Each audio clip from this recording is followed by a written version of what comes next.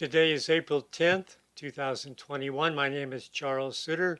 Today I'm presenting part 3 of my series, How to Handle a Bad Day, this one titled Counting Your Blessings.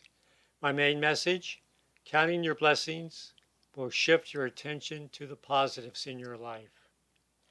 Just because you're having a bad day with more things going wrong than going right, it doesn't mean you must allow your circumstances to continue in a negative direction.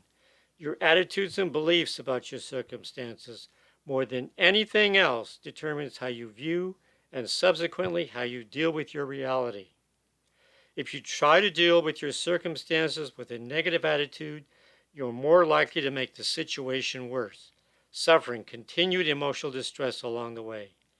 The easiest way to make yourself unhappy is to think unhappy thoughts, reminiscing about all the harms you've ever suffered, regretting both what you don't have that you want or what you have that you don't want. There is only one way to get out of a bad mood when you're having a bad day. Stop thinking negative thoughts and shift your thoughts to something positive about your life. And the best way to do that is to start counting your blessings. Proposition 1. Counting your blessings shifts your focus to the positive. People are just too quick to see the negative and too slow to see the positive. However, the simple act of remembering the good reverses a negative trend. The only way to get out of negative thinking is to stop and then start looking for the good. When you stop thinking about the negative, that's anything not going the way you preferred, you can quickly escape from your funk. Just remind yourself that you cannot change the past, so to dwell and ruminate over spilled milk serves no useful purpose.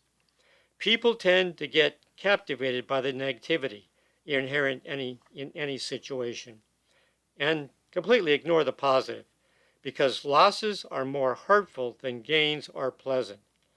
People are willing to forgo twice as much in gains just to avoid an equivalent loss. No matter how bad your situation, there is usually a silver lining somewhere to give you hope and a beacon you can steer towards to improve your situation. Proposition 2. Counting your blessings reduces emotional distress. Now, you're probably aware of this by now. Negative thinking produces negative emotions. That's where your negative emotions come from, your negative thinking.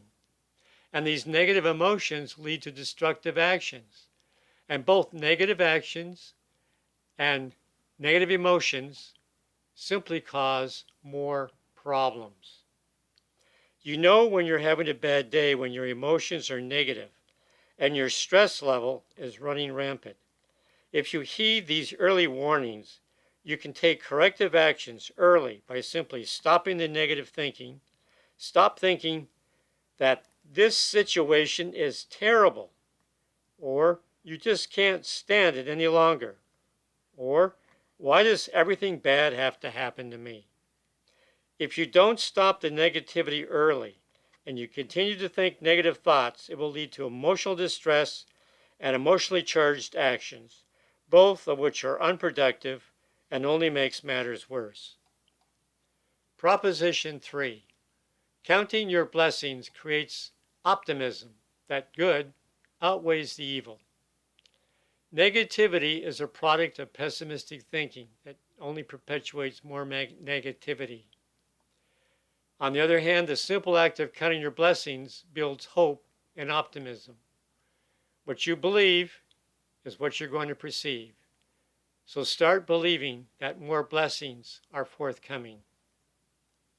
After you've caught yourself thinking negativity, you can stop and pause. You can begin to take control over your thoughts. You may not be able to control your external circumstances, but you can control how you deal with them. You can control your thoughts, your choices, and your actions. The fastest way to shift to a positive mode is simply to count your blessings from the past up to the present. Just acknowledging that there have been more good than bad events in your life, doing so will lighten your mood. By controlling and continuing to believe the bad times are short and temporary, you can then begin to believe that the good times are long and permanent. Now, my final message: to uplift your mood, simply start counting your blessings. So, to summarize, how you think will determine how you feel and act to stressful circumstances. You can choose to thrash and fight against the current of the river, or you can choose to go with the flow and steer towards safer waters. It's your choice. But first, you must break free from the negative emotions that often hold people captive until adverse events have run their course. In the meantime, you've suffered needlessly. If you can train yourself to stop and think at the onset of a negative mood, you can save yourself considerable agony simply by reminding yourself and mindfully begin thinking of all your blessings that have made you the person you are today. That's all for now. Remember to stay positive. You'll be happier, healthier, and live longer.